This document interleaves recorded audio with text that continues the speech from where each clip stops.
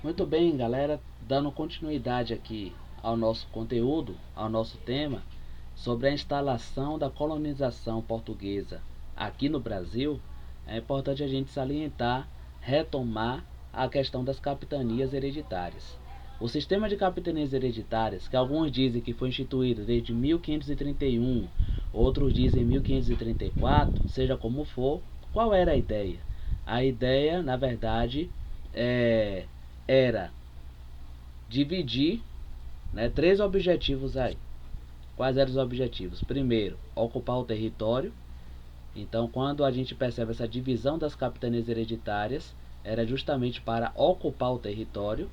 Objetivo número 2, proteger o território contra invasões estrangeiras, uma vez que ingleses, franceses e holandeses não aceitaram de bom grado essa divisão do mundo apenas entre Espanha e Portugal. Então essas nações também começaram a desenvolver um projeto de exploração do novo mundo, desse novo mundo que havia sido encontrado, no caso a América. E aqui está a linha imaginária do Tratado de Tordesilhas, que na verdade acabava dividindo as terras entre Espanha e Portugal. O Brasil da época basicamente era o que hoje é o Nordeste e um pedaço do Sudeste. Esse era o Brasil de então. Como o Brasil ficou de um tamanho continental como nós vivemos e conhecemos hoje? Ora, nós vamos, através do tempo, continuar, né, investigando e estudando a respeito dessas questões.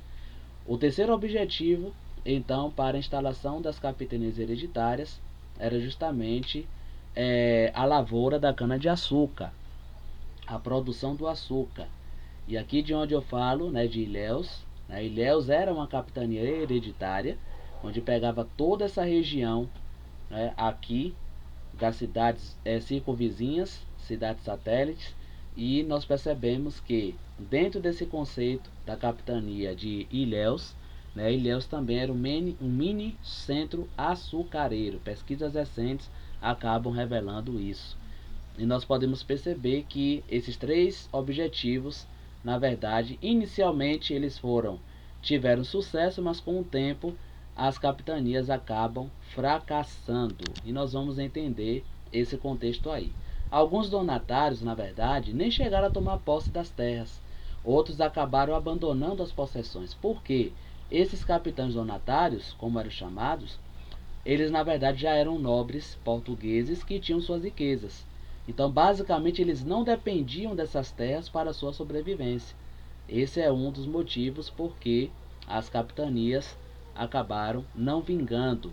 Além dos capitães donatários não possuírem recursos, principalmente humanos, suficientes para administrar os lotes, outras capitanias enfrentaram a resistência dos indígenas. Ora, os espanhóis eles obtiveram maior sucesso em escravizar os indígenas, no que a gente estudou da América Espanhola, do que os portugueses em relação aos indígenas do território que chamamos hoje de Brasil.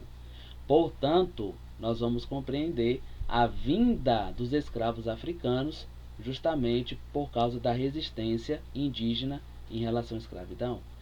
Das capitanias hereditárias, desses 15 lotes que foram divididos aí, apenas as capitanias de Pernambuco e São Vicente tiveram sucesso devido ao cultivo da cana-de-açúcar. Além disso, em São Vicente, vingou também, economicamente falando, a criação de animais e também lá alguns obtiveram sucesso na escravização do indígena.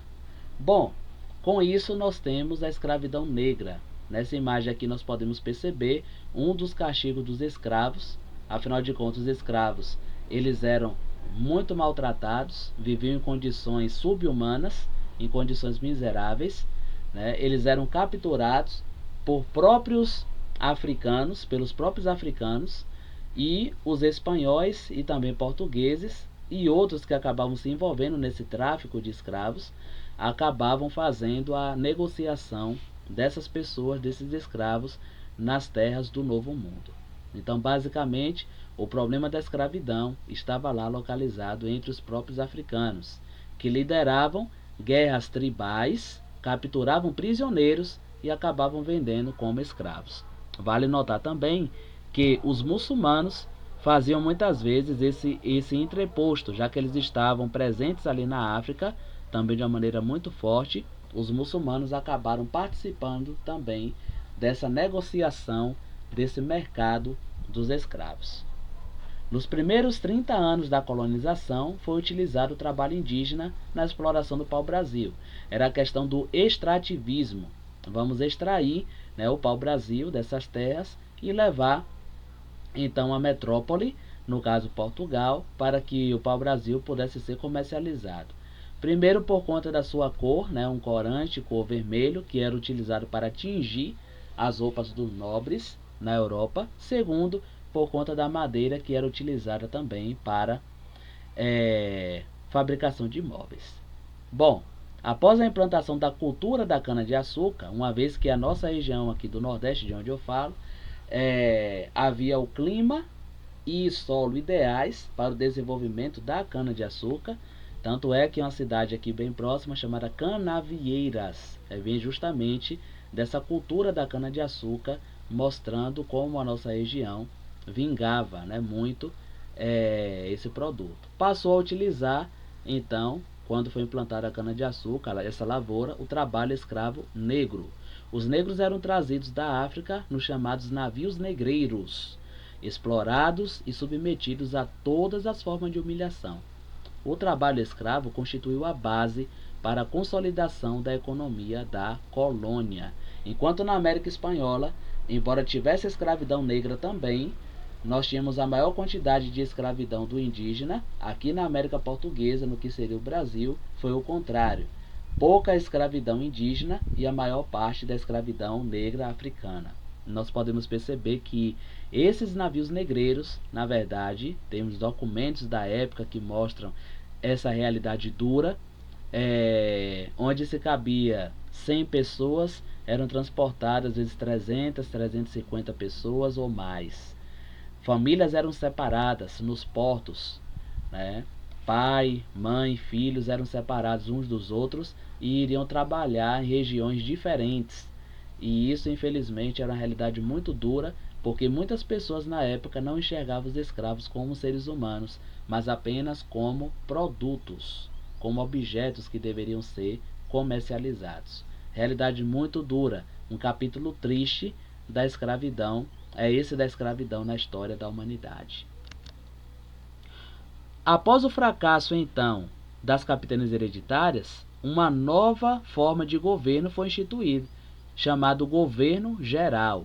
E essa administração, a coroa portuguesa decidia centralizar. Uma vez que através das capitanias hereditárias, o poder ele estava descentralizado, ou seja, haviam vários focos de poder através dos capitães donatários. Agora, esse poder, esse governo, essa autoridade deveria ser centralizado nas mãos do governador geral. E essa proposta foi trazida em 1548. E o primeiro governador geral foi o chamado Tomé de Souza. Ele foi o primeiro governador geral e chegou ao Brasil em 1549. Algumas ações que ele então trouxe em seu governo, em sua liderança. Ele deveria auxiliar os capitães donatários para que essas terras pudessem produzir aquilo que Portugal havia indicado. Ao chegar à colônia, ele escolheu Salvador para ser a sede do governo geral, né, dentro aí da capitania da Baía de Todos os Santos, e consequentemente Salvador foi a primeira capital do Brasil. E é importante a gente notar isso. Foi uma cidade que foi planejada para ser a sede desse governo geral. O governo geral possui uma série de atribuições contidas em um regimento, uma carta, né, com direitos, né, com deveres desses governadores gerais. Entre suas principais atribuições estavam administrar as capitanias, incentivar a ocupação do litoral para que pudesse ser povoado e assim proteger inclusive de invasões estrangeiras, fundar novas vilas, controlar a exploração do pau-brasil e incentivar a catequese dos índios, uma vez que Portugal e Espanha na época dos séculos XV e XVI, juntamente com a França, não é? Eram os maiores reinos católicos do mundo. E havia um sistema chamado de padroado. Que sistema era esse de padroado? Líderes da Igreja Católica assumiam funções de Estado nos reinos. Então aí se demonstra de maneira clara e forte a união entre igreja e Estado. E essa é uma coisa fundamental para que possa ser compreendida no contexto da colonização do Brasil. E esses padres jesuítas, né, que pouco a pouco começam a vir em direção a essas novas terras, era uma espécie de pelotão especial de padres dentro do catolicismo, para que pudessem catequizar, ensinar a fé cristã através do catolicismo nessas novas terras, então, que eles estavam se aventurando. Temos registro de muitos padres, inclusive, vivendo no interior, né, de florestas, entre tribos, inclusive Oxis, né, de indígenas. Alguns foram sacrificados, inclusive. Alguns foram canibalizados, né, inclusive, foram mortos e se alimentaram então das suas carnes. E nós percebemos que muitos padres literalmente entregaram sua vida em favor de se ensinar o que eles entendiam como a civilização, ensinar a língua portuguesa, que era um desafio muito grande, uma vez que quando eles chegaram aqui, se depararam com inúmeros e inúmeros milhares de dialetos, ou seja, idiomas diferentes que eram falados a depender da região cultural onde esses povos habitavam. E uma das técnicas, inclusive, que eles aprenderam para transmitir a língua portuguesa foi através da música. E é um elemento interessante do capítulo aí da nossa história. Muitos padres acabaram convivendo com essas tribos durante anos, né, e passaram o resto da vida aí vivendo com eles. Nós podemos perceber que esse processo de catequização é enxergado também dentro do capítulo da história do Brasil como sendo um processo de aculturação indígena. E o que é que seria essa aculturação? A negação de uma cultura. Esse prefixo a, né, tem o sentido de negativo, de negação.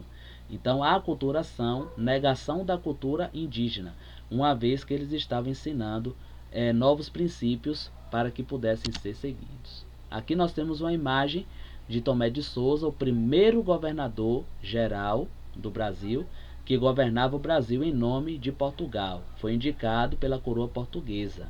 E aí nós temos a sua escultura, né, a sua imagem aí sendo retratada. Os jesuítas, como já foram mencionados, nós podemos compreender que eles chegaram ao Brasil em 1549, com Tomé de Souza. Então, eles começam a vir pouco a pouco nos anos seguintes e ocupando, né, espaços e transmitindo os seus ensinamentos. Bom, liderados pelo padre Manuel da Nóbrega, os jesuítas iniciaram uma das mais importantes missões da coroa portuguesa, catequizar os índios.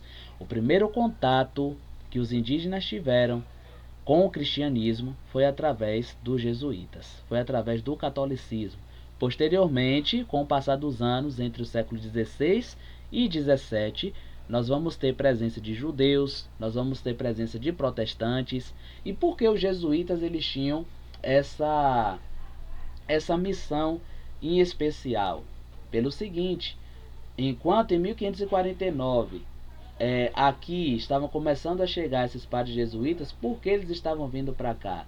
Lá na Europa estava acontecendo, fervilhando a chamada Reforma Protestante, lideradas aí, né, pelos principais, né, líderes desse momento, Martinho Lutero e João Calvino. Nós temos a Reforma Protestante tirando muitos adeptos do catolicismo. Então, nesse momento, padres jesuítas, esse pelotão especial de pessoas treinadas para levar a fé católica ao mundo, inclusive nas novas terras, para se antecipar em relação aos protestantes. Mas pouco depois, protestantes acabam também viajando, acabam participando de navegações e acabam levando os princípios do protestantismo ao mundo. Bom, como nós podemos perceber, essa divisão da América Portuguesa, nós tivemos aí algumas coisas bem interessantes. Devido à presença francesa no Rio de Janeiro, os franceses estiveram aqui também nas terras brasileiras. Em 1555, ficou conhecido como a França Antártica. O governo português percebeu que não tinha agilidade suficiente para enfrentar inimigos né, em pontos distantes de sua sede administrativa. Assim, decidiu dividir a América Portuguesa em dois governos com sedes em Salvador e no Rio de Janeiro. Bem verdade que esse modelo acabou não dando muito certo, mas foi uma tentativa, sim, de expulsar os franceses, o que na verdade acabou acontecendo. Os franceses, inclusive, acabou se aliando a grupos indígenas diferentes, a povos indígenas diferentes. Então imagine esses grupos indígenas. Há um erro muito grande quando se fala índio, assim como se fala africano.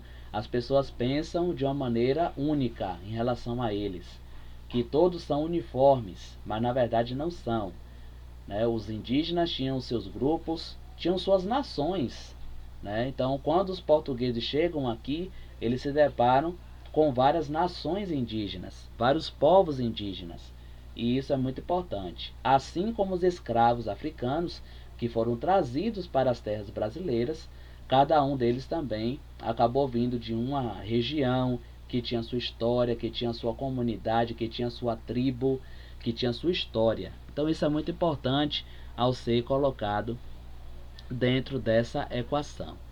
Os franceses acabaram se aliando com os tamoios, né, um grupo indígena, e também com os tupinambá. E os portugueses acabaram se unindo com os tupiniquins para que pudesse combater. Houve guerra por território, houve conflito, luta por território, e os franceses, na verdade, foram expulsos.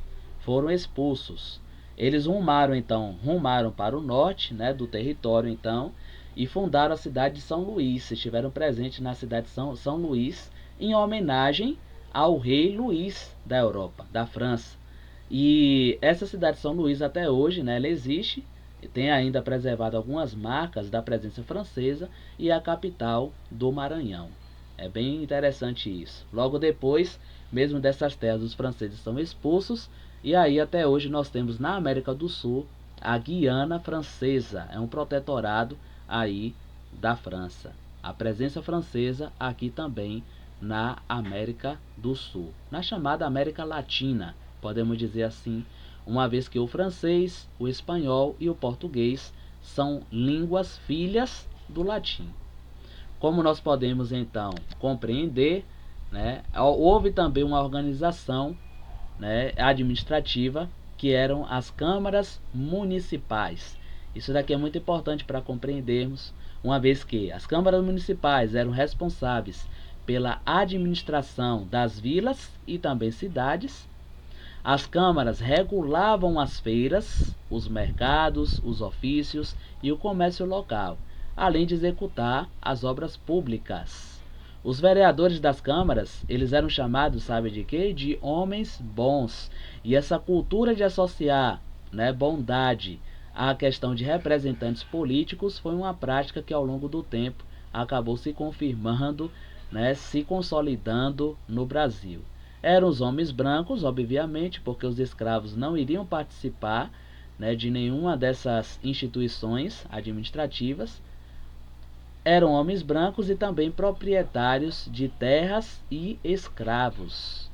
Então eram conhecidos como homens bons, e a sociedade local, a comunidade local, acabava muitas vezes acreditando e aderindo às ideias então desses representantes políticos. Assim, podemos então concluir que as câmaras representavam os interesses dos grandes proprietários de terras, os chamados latifundiários.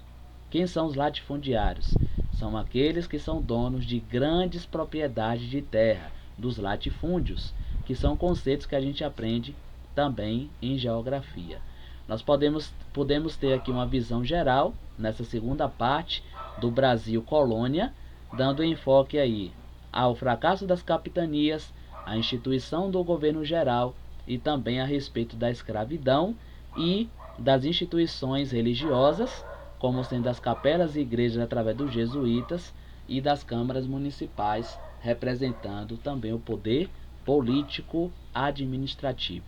Bom, gente, nós vamos ficando por aqui. Bons estudos aí para vocês, e até a próxima, se Deus quiser.